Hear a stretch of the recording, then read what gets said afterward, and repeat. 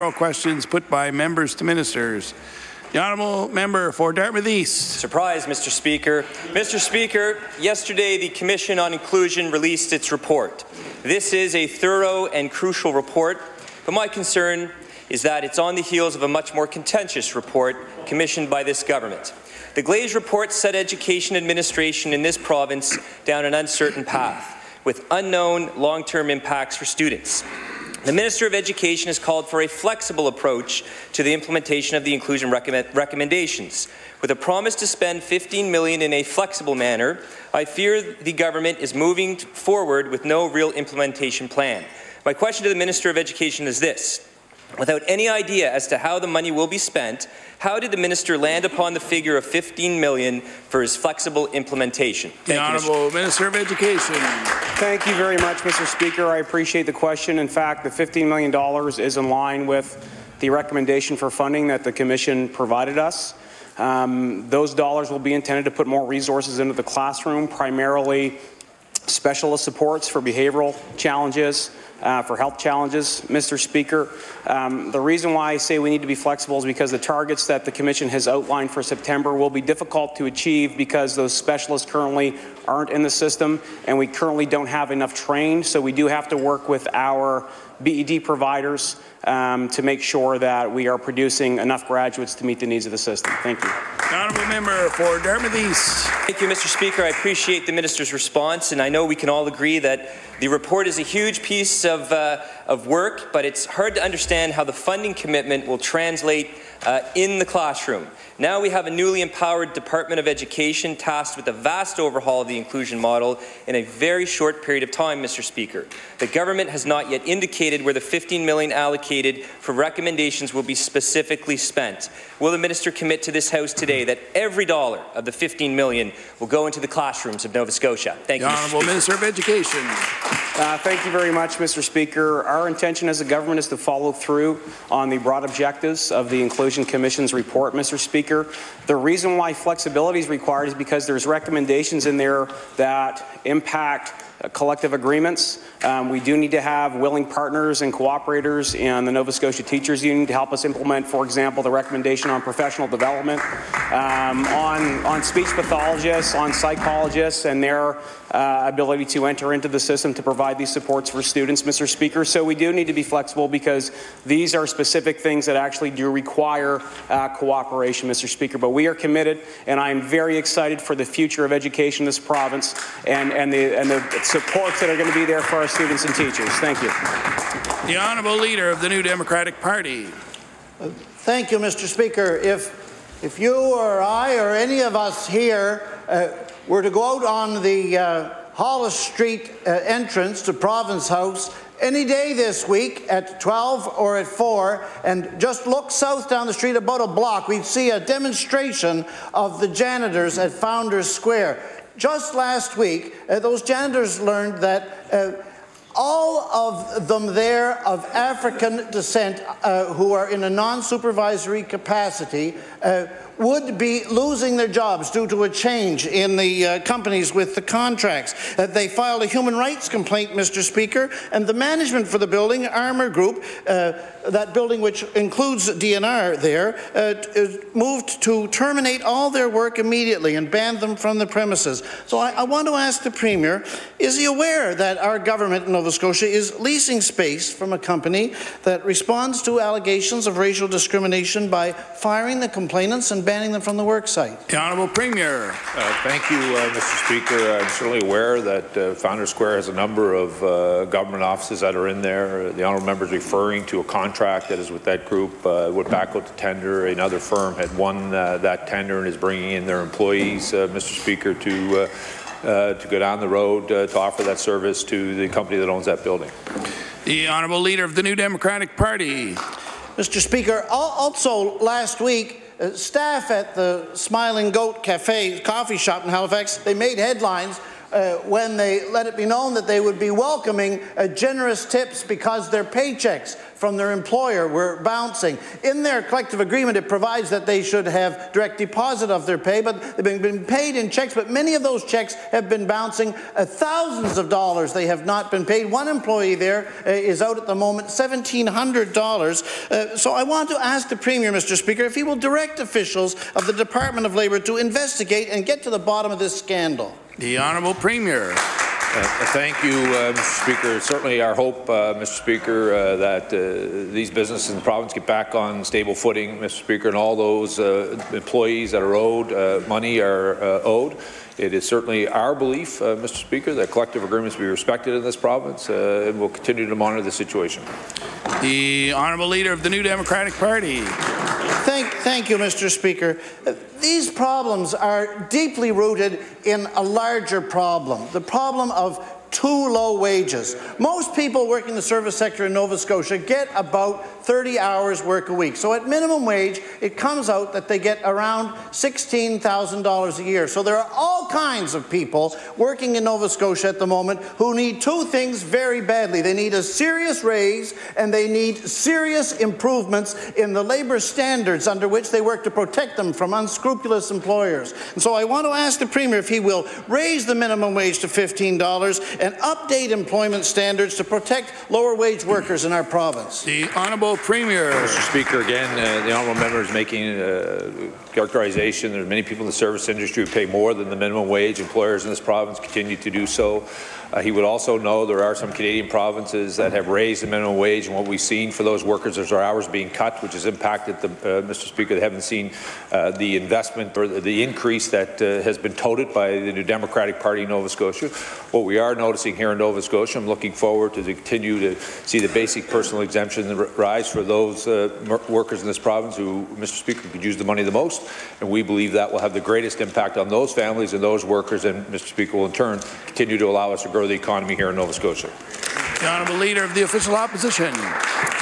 Thank you, Mr. Speaker. My question is for the Premier.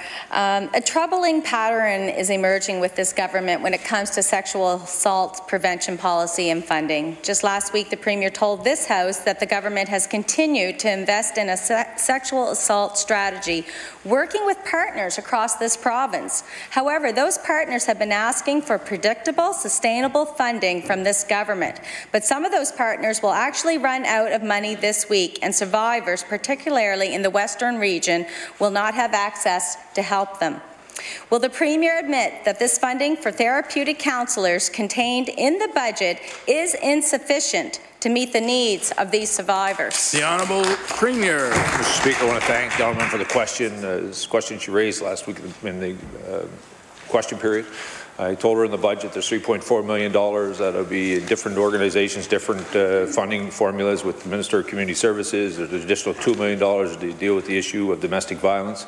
There are also some funding that would be in the Department of Health to deal with the very issue that the honourable member is referring to. We're going to continue to work with our partners. I think the Minister of Community Services mentioned there'd be an ongoing conversation and collaboration with their sister organizations, and we're going to continue to work with them to ensure that Nova Scotia women have the services they require. The Honourable Leader of the Official Opposition. Thank you, Mr. Speaker. I'm raising it because some of these organizations are losing their funding. In debate earlier this month, the Minister of Internal Services said that the government is demanding universities to have sexual assault strategy policies, but she did not support legislation that required these policies to be established. When students pointed out in an op-ed that the government does not seem to be doing all it could to combat sexual violence on campus, they were told the Minister of Labour and Advanced Education was unhappy with the op-ed and that there would be consequences. Will the Premier detail what kind of consequences the students will face for making the Minister of Labour and Advanced Education unhappy? The Honourable Premier. Mr. Speaker, I'm very proud of the work that we've been able to do with post-secondary education institutions across the province. We're going to continue to work with student organizations. We're going to continue to work, Mr. Speaker, with the presidents to continue to make sure that we build that collaboration, to continue to grow job opportunities here in the province. I want to remind the honourable member those young people she's referring to are more optimistic about the future in this province. We now have, in the last 2 consecutive years, retained more young people than we were losing the first time since 1990. And we're going to continue to work with all of our partners to ensure that this province can continue to grow, continue to prosper, provide opportunities for not only those young people but all our families. The Honourable Leader of the Official Opposition. The Canadian Federation of Students say the consequences of making the minister unhappy are cancelling meetings with the minister, with departmental staff and with the Liberal caucus, and exclusion from a roundtable discussion. In fact, students are excluded from all meetings with the department until they explain the content of their op-ed with the Deputy Minister. A news story from last June alleges that the Minister of Labour said the Premier called all of the women's organizations and they unanimously said a former Liberal staffer convicted of domestic assault should be rehired. Our office called those same organizations and none of them had received one of those calls. So, given these two incidents, does the Premier believe the Minister of Labour and Advanced Education is capable of dealing fairly with these issues around sexual and domestic assault? The Honourable Premier. Mr. Speaker, I want to again thank the Honourable Member for the question. I have full confidence in the Minister of Labour and Advanced Education to continue to administer his portfolio, Mr. Speaker, to ensure that post-secondary institutions continue to be a vibrant part of our economy, continue to make sure that we're providing a safe environment for young people, not only our own sons and daughters, but the 20,000 kids who determine that this is the best place to get a post-secondary education, and the growing number of those who decide that this is the best place to begin to build a working career and build a family. The Honourable Member for Truro, Bible Hill, Millbrook, Salmon River. Thank you, Mr. Speaker. My question is for the Minister responsible for the status of women. The Sexual Assault Services Network of Nova Scotia has called on the government to provide long-term funding for therapeutic counsellors and 13 new therapy programs across the province. However, in the budget released last week, it includes some funding to 4 organizations and cuts funding to several other groups who've been providing these services. Now, while I appreciate the work done through the province's sexual assault strategy, it is not reasonable for the government to think that the problem of sexual assault will just disappear at the end of 2 years. So my question for the minister is this: will the minister please commit to permanent funding for these essential counselling services for survivors of sexual assault? Honourable Minister responsible for the status of women. I want to thank the honourable member for the question. Of course, we want all Nova Scotians to be able to grow and succeed here in the province, and sexual violence impedes that growth, Mr. Speaker. It hampers lives. What the honourable member should know, Mr. Speaker, is that in fact when we went out to consult on this particular issue, what we did hear from 1,000 people who we consulted with was that there were too many people being left out of the prevention question. There were too many people in marginalized communities and young people who were not, in fact, being able to access the services that they need to prevent sexual assault. Young people, Mr. Speaker, make up 20% of our population, but they make up 55% of the sexual assaults in this province that are reported to us. And that is why, Mr. Speaker, we are focusing money on helping prevent sexual assault among young people. Thank you. The Honourable Member for Truro, Bible Hill, Millbrook, Salmon River. Thank you, Mr. Speaker. Well, I have to say I held a feminist roundtable in Truro just before Christmas, and many of the women's centres and sexual assault centres were very concerned about whether they'd get to keep funding or whether they would lose it. And my follow-ups with them are that many of them are very, very concerned they won't be able to continue doing the work that they do. So my follow-up question is actually for the Minister of Labour and Advanced Education. On March 15th, the local paper published an op-ed by the Nova Scotia chairperson of the Canadian Federation of Students, which expressed students' frustration at his government's continued refusal to pass legislation to address sexual violence on campus.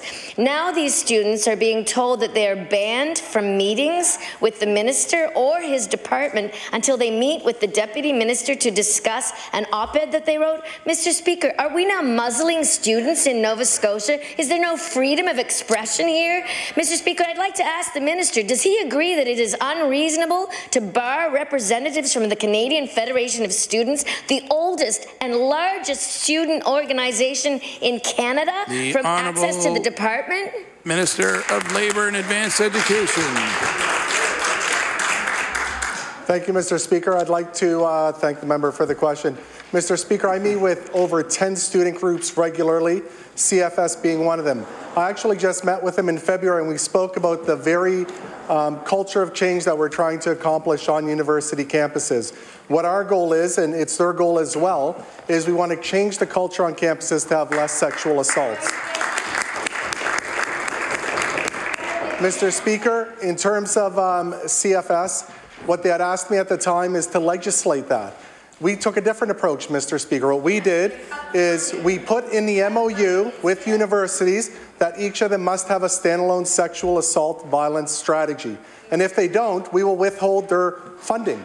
And Mr. Speaker, I think that is a great way to get our universities to do this. But Mr. Speaker, I'd like to add, the universities are all in support of this strategy. This strategy will lower sexual assaults on campus. And as I've committed to CFS, if it does not, I will legislate. Thank you. The honourable member for Northside Westmount. Mr. Speaker, last week it was reported that Cook Aquaculture was seeking to have some of its $16 million loan forgiven.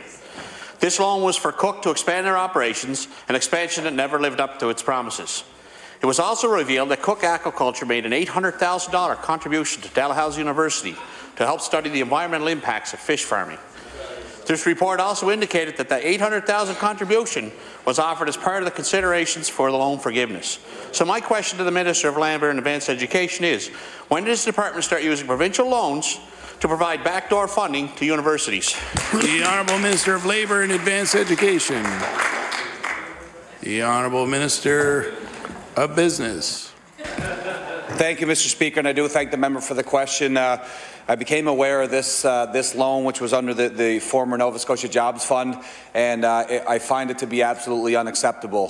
The Accountability Act that we brought forward was to guard against exactly this. We've had agreements and deals with private sector operators who came in it with the best interests of their operations, which is very reasonable. That's what they do, and we don't blame them for that. But there was all kinds of opportunities for non-disclosure, confidentiality, not giving this information. So we would release any information that we could, and any agreement that we've signed as this government and the previous mandate or this one, it's available to all Nova Scotians. If we're spending tax dollars, we have to be accountable and we have to show Nova Scotians how we spent that. So with the previous decisions, the Nova Scotia Jobs Fund, we're done with that practice, and from here on in, since 2013, Nova Scotians know where their money's spent. Thanks. The Honourable Member for Northside Westmount. Thank you, Mr. Speaker, and thank you to the member for that answer.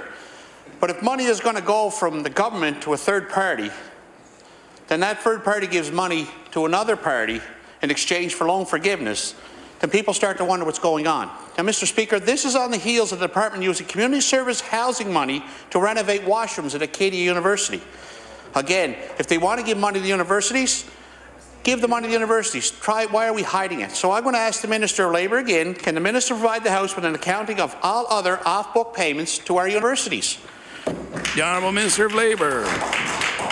Mr. Speaker, the funding that the member speaks to was done by a previous government. Our government is not doing any such type of off-accounting book transactions that he speaks of. Thank you. The Honourable Leader of the Official Opposition.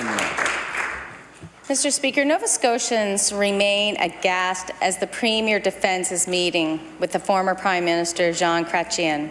The Premier maintains that he did nothing wrong, that it's Mr. Chrétien's responsibility to register as a lobbyist. In fact, the Premier has said it's not his responsibility to ask anyone if they're a registered lobbyist. But the intent of the law is clear. Nova Scotians ought to know who their government is meeting with and what the focus of those meetings are. Although I can appreciate big families, and I truly do, I doubt Mr. Chrétien came all this way just to talk about having a large family. So does the Premier believe that his office should be held to a higher ethical standard than to simply say, I didn't break the law? The Honourable Premier. Mr. Speaker, I'll be happy to put the reputation of my office at any day against the reputation of the Leader of the Opposition's office. The Honourable Leader of the Official Opposition. When they go low, we go high. There is not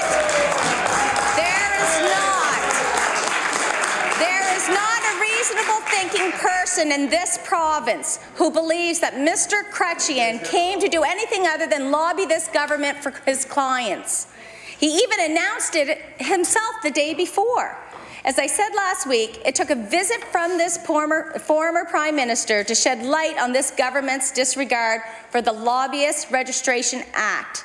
The Premier claims to be running a transparent government, but Nova Scotians are kept in the dark, Mr. Speaker. So will the Premier commit to regularly releasing his schedule so somebody can ask who is a registered lobbyist? The Honourable Premier. Mr. Speaker, I want to thank all those, Mr. Speaker, not only Nova Scotians, but those across the globe who want to actually meet with our government to continue to look for opportunities in our province, and we'll continue to do so, Mr. Speaker, and we'll continue to prove results. We'll continue to grow the economy, provide more opportunity for young people. That's what Nova Scotia is talking to me about this weekend, Mr. Speaker. Not a single Nova Scotian raised the issue about a meeting with the former Prime Minister. What they talked to me about was the positive job numbers they've seen, what they saw the growth in tourism for the third consecutive year. What they've talked to me about is continued opportunity in our province. And what they've asked me, Mr. Speaker, is don't be distracted by the noise on the other side. Keep moving this province forward. The Honourable Member for Victoria the Lakes. Thank you, Mr. Speaker. My question is to the Minister of Natural Resources. So, Mr. Speaker, you know where this one's going. Recently, my colleague asked the Minister of TIR about the situation in East Chesapeake that has local residents very worried. I'm talking about the berm that separates a freshwater lake from the ocean. The berm was breached in January and again in March. Meetings were held, but nothing has been done to address the breaches. Of course, residents are worried that all the fish in the lake will be killed or washed away. But they also fear that their wells will be contaminated and their basements flooded with seawater. With every stormy weather report, those fears become greater. So my question to the Minister, when will the CBCL consultant's report be complete, and when can the people of East Chesapeake expect to see some action to address the problems with the berm? The Honourable Minister of Natural Resources. Thank you, Mr. Speaker, and I thank the honourable member opposite for raising the question. On behalf of the speakers, I know he's been very adamant and speaking with me quite often about this very situation in his community, in his area. This is something that, you know, it speaks to a greater problem that we're going to be dealing with in Nova Scotia, and that is the coastal mitigation. As climate change moves forward and seawaters rise, we're going to be dealing with these type of breaches more often that are going to be impacting Nova Scotians all around Nova Scotia. The review will be done very soon. We should have a response by the 1st of the month. The Honourable Member for Victoria the Lakes. Thank you, Mr. Speaker, and thank you to the Minister for that answer. But with all due respect, more talking and a consultant's report is not going to stop the water from entering the wells and homes of these residents. You know what they say, the best laid plans of mice and men often go awry. These residents alerted their government that there was a big problem in East Chesapeake. They have conscientiously upgraded their government about the condition of the berm and their fears for the lake and their homes. They aren't sure what else to do to get their government to act. So my question to the Minister, if the ocean destroys the wells and damages the homes of these residents, will the Minister take responsibility for the government's inaction and pay to fix the damage? The Honourable Minister of Natural Resources. Again, thank the honourable member for that question again. And again, this speaks to the greater problem that we're going to be dealing with in this province. You know, do we say the same thing to properties in Liverpool that are flooded when the weather conditions cause that to happen? In Halifax, we saw the same thing where businesses' basements flooded. We saw flooding up on the boardwalk here. There's damage there. Is that something that taxpayers in Nova Scotia, that the government should be paying for? Or is it something that we need to look at coastal mitigation in a broader sense? The report will be coming through very soon. We'll have all the recommendations from that report, and we'll be bringing that to the House and to the Speaker. Thank you. The Honourable Member for Cape Breton Centre. Thank you, Mr. Speaker. Mr. Speaker, in January, longtime Richmond County physician Dr. Bob Martel gave up his medical license out of frustration with the palliative care system, citing the need for a larger support team and increased funding, and I'll table that. Right now, less than 40% of people who die in hospital receive palliative care. People should be able to receive that care at the end of their lives. Mr. Speaker, my question to the Minister of Health is the Minister concerned that the lack of palliative care is negatively impacting the lives of Nova Scotians? The Honourable Minister of Health. Thank you. Thank you, Mr. Speaker. I thank the member for the question. I think the member raises a question that's important to many Nova Scotians who have an interest, perhaps have a loved one who's nearing end of life and looking for palliative care services. Mr. Speaker, we do have palliative care services in some of our hospitals around the province, but the other thing the member cited was in the context of hospital palliative care services, but what was not mentioned in the question, Mr. Speaker, was that we also have an innovative program around palliative care services, making use of paramedics as healthcare providers, Mr. Speaker, to help provide palliative care services in the home as well. So we have a range of palliative services that are offered to Nova Scotians across the province. The honourable member for Cape Breton Centre. Thank you, Mr. Speaker. Mr. Speaker, the national standard for residential hospice beds is 7.7 per 100,000 people. In Nova Scotia, to meet that standard, we need about 70 beds. We currently have none, and I'll table that. While the province's first palliative care home is under construction and scheduled to open this year, Nova Scotians need more than just 10 rooms in Halifax. Mr. Speaker, will the minister commit to bringing Nova Scotia to the national benchmark for residential hospice beds? The Honourable Minister of Health. Thank you, Mr. Speaker. I thank the member for the question. Again, as I said, there's a number of different models for providing palliative care services.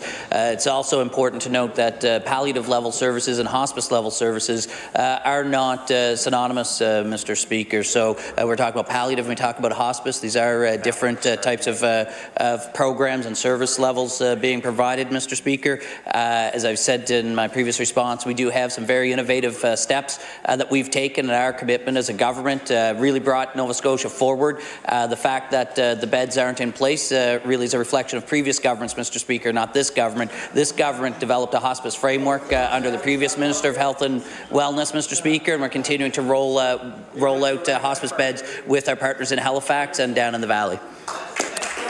The honourable member for Northside Westmount. Thank you, Mr. Speaker. Mr. Speaker, my question is to the Minister of Service Nova Scotia. As one of my colleagues raised 2 weeks ago, our constituents are getting an unpleasant surprise when they head out to renew their driver's licences. They're finding out that instead of getting their replacement licence produced on site, they have to wait 2 weeks or longer for a new licence to arrive from Ontario. The Minister previously defended the new licences as more economical and harder to duplicate, but my constituents hardly seem aware of the new process, much less the benefits.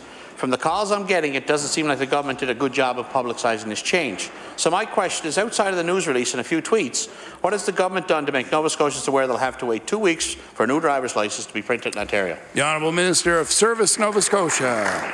Thank you, Mr. Speaker, and I thank the member for the question. Certainly, with respect to this decision, as the member alluded to, $10 million in savings for the Atlantic provinces that have signed on to this joint procurement is significant. But this really is about security first and foremost, as the member said about duplication. But it's also about the ability to access government services. Access Nova Scotia, Service Nova Scotia really is the face of government for many Nova Scotians, and to have payments, to have your information, your file, all your documentation in an electronic format by way of your user access card and your file ID, which is where we're moving vis-a-vis the digital government. It's going to make a difference for people's lives. So that's the purpose of this. Look, the fact that people don't leave the Access Nova Scotia site with their IDs and have to wait a couple of weeks to get it in the mail is certainly, we understand and appreciate that that's different than what we're used to. And we can talk to Communications Nova Scotia about stepping up the efforts to put words out there. But at the end of the day,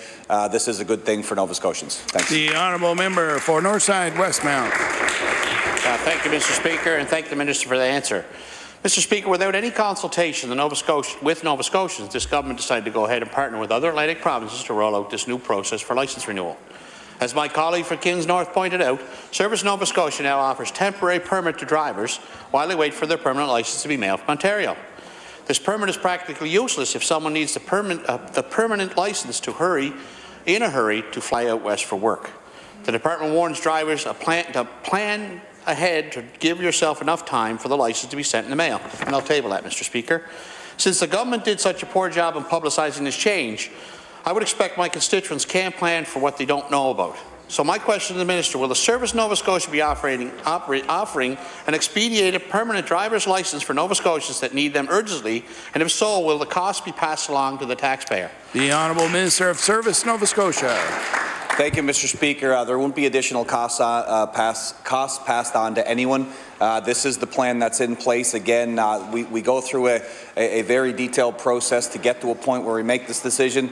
Obviously, when this decision was actually inked and the agreement with our fellow provinces here in the Atlantic region, it was in the previous mandate. I was in transportation, and it's not an easy thing because you don't want to pass on burden or confusion or create any challenges for Nova Scotians. So we did this with due diligence to understand what the implications would be and how we would smoothly transition into that. I can assure the member and all Nova Scotians that long-term this is the best option. As the member said, there is a temporary permit that people leave with, and they do have a temporary accessibility for their driver's license, so they're not leaving with anything, without anything, so to speak. But at the end of the day, if it is a communications piece that we have to revisit, we'll certainly do that. We don't want to impact people, but at the same time, if there is prior notice and planning that has to take place, and we'll be happy to play a role in that. Thank you. The Honourable Member for Cole Harbour Eastern Passage.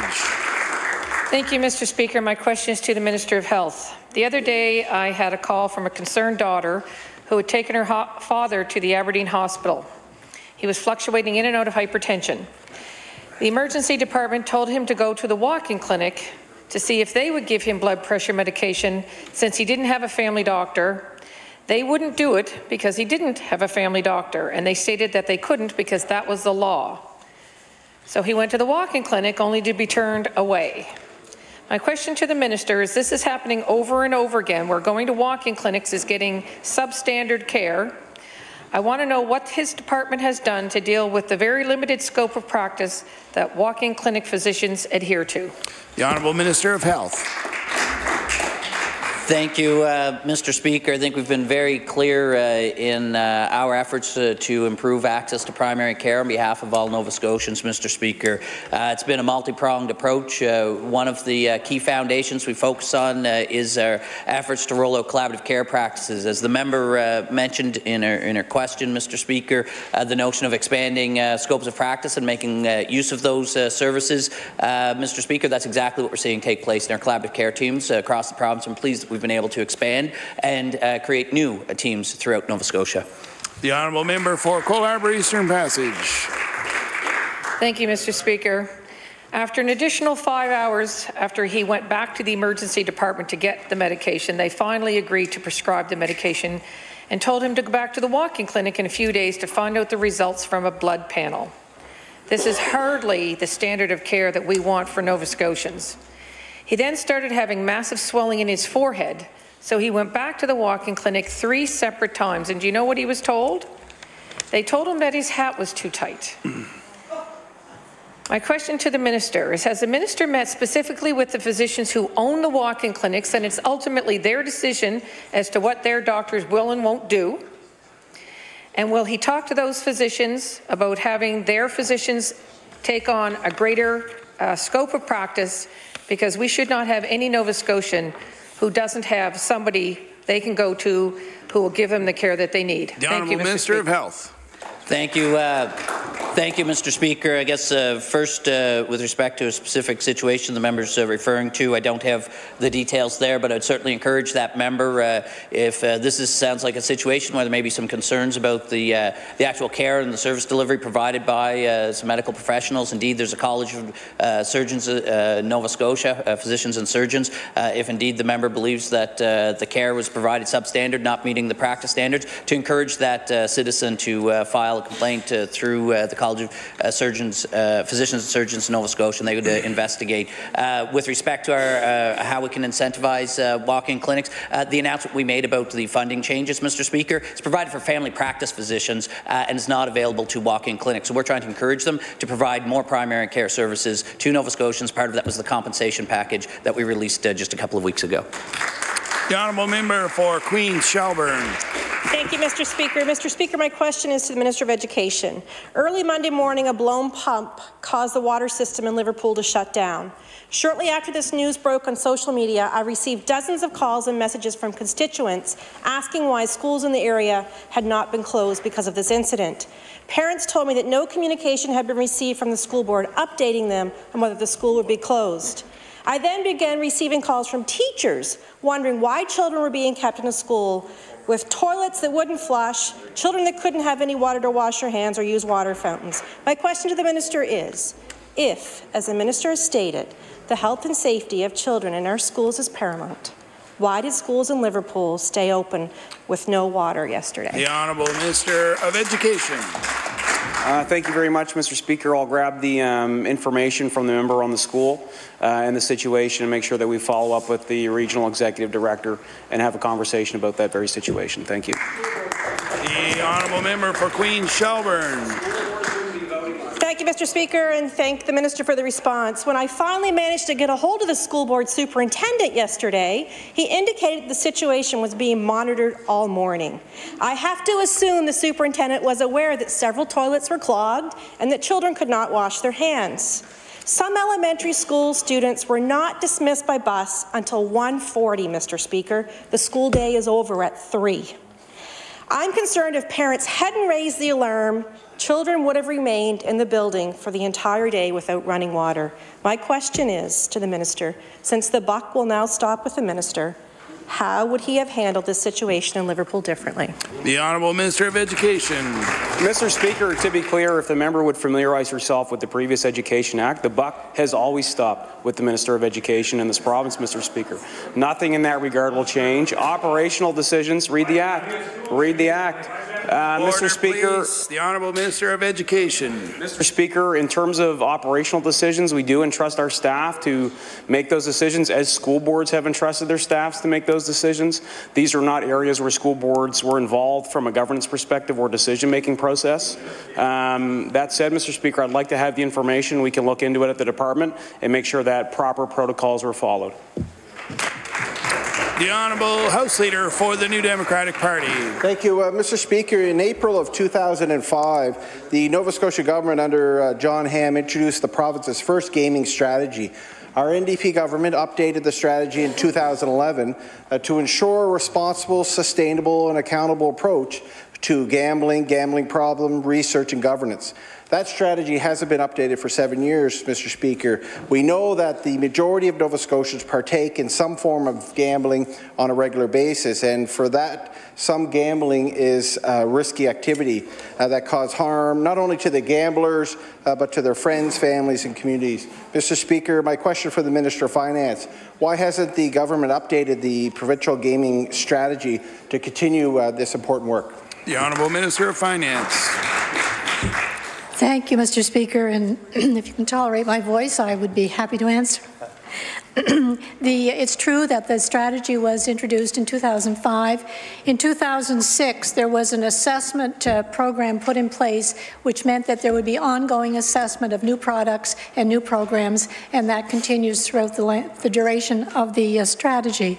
2011, it was updated, and as I said in my previous response earlier in question period, the ongoing strategy provides a guide for any government as they move through, keeping in mind that, of course, the protection of the players and those involved in the gaming are always protected. We need to make sure that it's not risky, that it is safe, and as part of the assessment program, any issues that come forward either from a user or from an employer who may have a VLT machine in their premises, those come as part of the assessment and are followed up immediately. The Honourable House Leader for the New Democratic Party. Mr. Speaker, when the strategy was being updated in 2011, many stakeholders were concerned about gambling advertising and marketing. We put in regulated advertising standards, and these standards reflect the current best practices for advertising and marketing of gambling products and services. Mr. Speaker, while I was watching the evening news recently, I saw an ad for Take 5, the gambling network, support network, but immediately immediately following that was an ad for Casino Nova Scotia, Mr. Speaker. So it made me think, is it time to update the strategy? So I'd like to ask the Minister, will the Minister commit to updating the strategy and commission a review on the Code of Advertising Standards by responsible gaming experts? The Honourable Minister of Finance. Thank you, Mr. Speaker. And the situation that the member raises was a very unfortunate situation. The sequence of those advertisements should never have been the sequence that we saw. We immediately contacted the network. They recognized that that was their error. We have an agreement through CNS with the advertisement, and at no time is that sequence ever to be as it was presented. So I thank the member for bringing that to our attention, and we certainly have responded to that. It is unfortunate. It is not something we would promote. It should never have happened. The Honourable Member for Colchester, Musquodoboit Valley. Thank you, Mr. Speaker. My question is for the Minister of Education. The second phase of the pre-primary program rollout has been announced and is to be implemented in the year 2018-19. Approximately 130 schools were included in this phase. In the initial phase, the government provided a detailed set of criteria on how the first group of sites were chosen. My understanding is that that explanation was not given for the second group. Could the Minister inform us as to how the schools were chosen for this phase? The Honourable Minister of Education. Thank you very much, Mr. Speaker. I appreciate the question. The same criteria applied for this phase: space availability, need, and also doing an assessment of EDI scores, Mr. Speaker, to see where these programs would be most beneficial in our province. That said, we are at about 50% coverage right now. Over the next 2 years, 100% of Nova Scotians will have access to free, universal pre-primary, Mr. Speaker, despite the fact that both opposition parties voted against this important program. The Honourable Member for Colchester, Musquodoboit Valley.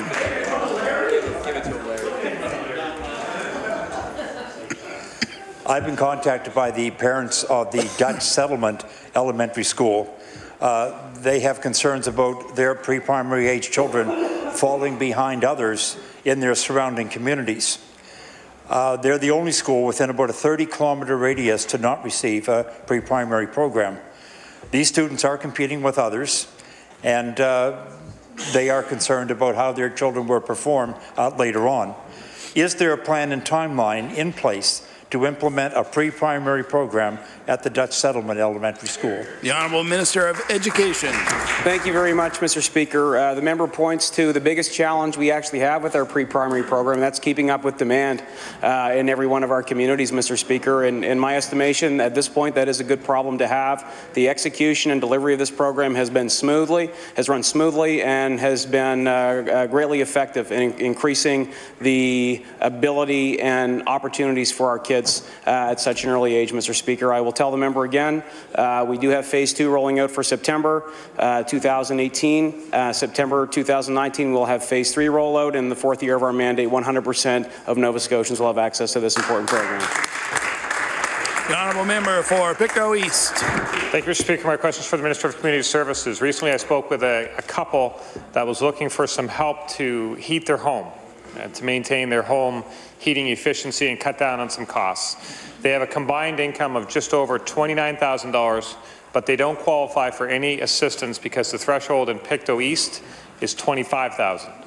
This couple receives only CPP and old age security. My understanding is if they lived in pretty much any other area of the province, they would qualify, as the thresholds are much higher in other areas, as high as $35,000 in some areas quite close to Pictou East. So my question for the Minister is, does it make sense that there is such a wide discrepancy between the thresholds for different areas of the province that are quite similar, actually? The Honourable Minister of Community Services. I want to thank the honourable member for the question. I would let him know that, in fact, those folks may well qualify for the heating assistance rebate program, so that would be another place where they could go to get some assistance. But I'd be happy to sit down and look at the divergence with the honourable member. Thank you. The Honourable Member for Pictou East. thank the Minister for the response, because this government has said that keeping seniors in their homes is a key priority of their government. And for those that are able, this is obviously a very good objective.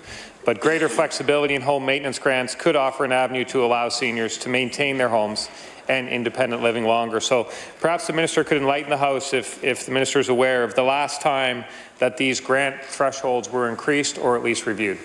The Honourable Minister of Community Services. I want to thank the honourable member for the question, and he would know that the federal government has announced a national housing strategy. We're in the process of having bilaterals with the federal government around this particular issue. More will become clear during that time. I can also let the honourable member know that the member for Spryfield, Halifax Atlantic has been working on seniors programs and the various programs that actually assist seniors to stay in their home. And here, yes, trying to give him some props and forgot the name of the riding. But I want him to know that the honourable member has been working on that particular issue for me right now. Thank you. The honourable member for Cape Breton Richmond. Mr. Speaker, my question is for the Minister of Business. 2 weeks ago, the government announced its next stage in rural internet implementation. This captures the middle mile stage of bringing reliable internet service to rural Nova Scotia. I raised this issue with the Minister yesterday in estimates, but there is one point that I want to make sure I understand clearly. Is the plan to bring internet to every Nova Scotian, or only every Nova Scotian for whom a business case can be made? The Honourable Minister of Business. Thank you, Mr. Speaker. Thank the member for the question. The answer is we're going to get it to as many Nova Scotians as we possibly can. That's always been, there's a promise that's a decade old now that every Nova Scotian would have that broadband access, and it's a very daunting task for any government and any party. With respect to the second part of the question, again, we keep using the term, we used it a lot in estimates yesterday, it's a market failure. There is no, quite frankly, there's no private sector business case for anything we're about to do vis-a-vis $500 million of work. So this follows the government, it falls to the taxpayers of Nova Scotia and what we have in our coffers. That's why the fiscal management and the budget's been so important. We have been the best performing province with respect to broadband investment relative to our sister provinces, as it was with $15 million. But putting $120 million into Nova Scotians for broadband means we're investing in them and we're going to get them internet as quick as we possibly can. The honourable member for Cape Breton Richmond. Mr. Speaker, I have spoken many times in this House about the lack of cellular service in many areas of my constituency and in fact across Nova Scotia. While I am genuinely pleased that we're moving to the next phase of rural internet, the cell phone issue remains.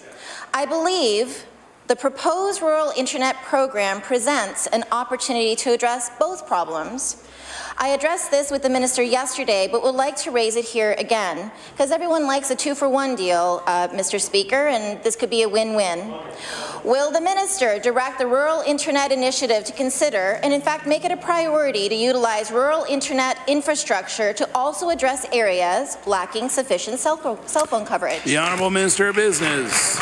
Thank you, Mr. Speaker. I don't know if I'd go as far as directing them. The whole point of this is that they take the money that will be invested into the trust option for the broadband initiative, the internet initiative, and using it to make the best decisions. So the whole idea is that we don't have it cumbersome and tied up with the bureaucracy. Quite frankly, we get it out into the third-party arms-led operation that can do this quickly, that can adjust and adapt based on what's needed in that moment for every region of the province, for each municipality that steps up, and many of them will step up and come forward with a specific plan.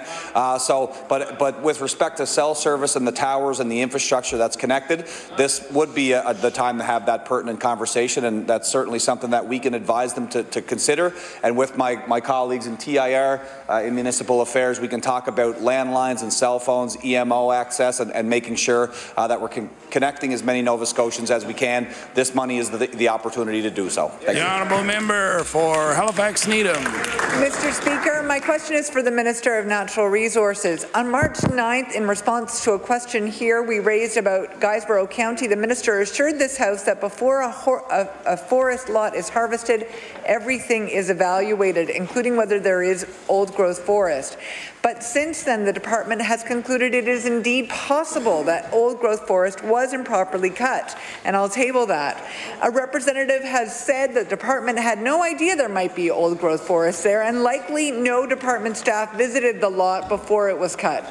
Given these revelations, is the minister still confident everything is being done to prevent low-value harvesting of the province's high-value forests? The Honourable Minister of Natural Resources. Thank you, Mr. Speaker. I thank the honourable member opposite for that question, so I can readdress this issue. We have had department members out on staff, and they have assessed the area. We're waiting for a report to come on what the final report can be. Since then, I looked into a little more about the difference between old growth forests and old trees, and there are differences there, and I can table this. This is from the old forest policy for 2012, and it certainly has a different designation because there truly are different things. The department does,